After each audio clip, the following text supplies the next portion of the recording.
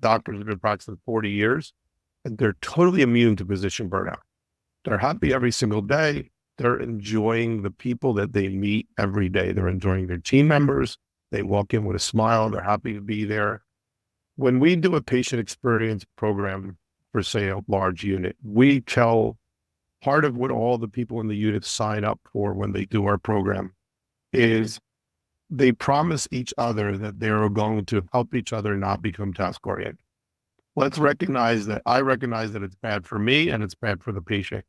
So I would say to everybody from the housekeeper all the way up to the chairman, that if you see me at any point looking task oriented, talking to a patient with one foot outside the door, rushing, not enjoying what I'm doing, please remind me that I'm becoming task oriented. We have a code phrase. We say, "Hey, Dr. Orsini, it's all in the delivery." And my response would be, "Thank you, George. You really helped me with that. I didn't realize it." And we would do that for each other. You don't want to realize that the second half of your day was becoming task oriented while you're driving home feeling depressed. You want to pick it up soon. So it really does help your well-being. Simon Sinek will tell you that's called remembering your why.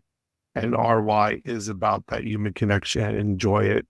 Sitting down, as you said, is 90% of it. Patient will feel that you're in the room longer. You'll save time. Doctors say, but there's no chair in the room. There's always a chair within 10 yards. And boy, if there's no chair in the room, that's actually positive because the patient goes, wow, Dr. Orsini actually went 10 yards out of his way to grab a chair. He must really want to be here. Boy, there's our relationship builder. So it's these relationships and this human connection is going to help us immensely from getting burned out or moral injury, but it's also going to help patient experience. It's like a one-stop solution, if you ask me, for all that's wrong with healthcare right now. Yeah, I think with healthcare, I'll give you an example of what happened in our office yesterday. This task-oriented process that's happening. Go in, open the computer, see the patient, do your thing, get out. I watched for the first time in a very long time where technology can cripple an office. We had a problem that was a nationwide problem with our EHR yesterday. It was basically click a button, go get a cup of coffee, come back. So physicians have trouble pivoting and adjusting and adapting. So I came to work late at 12 o'clock until 8 o'clock.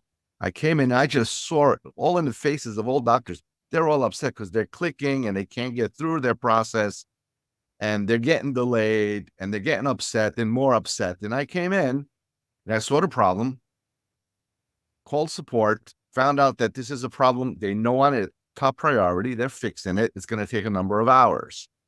So what do? You got to do something. You can keep click and keep doing and keep getting frustrated. So what I did is I realized it's not going to get better. I'm going to be later by myself. So I had my medical scribe AI. I just made sure that there was a lot of details in there. And I labeled each case with the child's first name and last name so I don't mix them up. And I gave them diagnoses. And you know what I did? I spoke to people. I left the phone. I spoke to people. I forgot about the progress notes. I used the EHR just to prescribe a medication and order a vaccine. So 1 or 2 clicks, it was okay. It was when you're doing a multiple of clicks. And you know what? I didn't need the record. Do you have allergies to medicine? Do you have any past medical history? Do you have any things we need to know about? Do you have asthma? And all that stuff got transcribed. I copy pasted all my notes and I left at 8 o'clock on time. And I put this out early to all the doctors. This is what I think we should do for the rest of the day. Not a one followed. They all continued with their clicking and getting upset. And I went home on time and I'm fine. This makes for 3 other podcasts. But the reason that your team didn't follow is because you told them what to do. No, I suggested what. And when you tell people what they do, they will not do it. So I told them, I think this is what we should do. I already told them what to do, it, and it worked for me. So I want to touch on something else in the book because it's phenomenally important because this happens all the time. It happens in your personal life, happens with your employees, it happens with your coworkers, and it happens with your patients.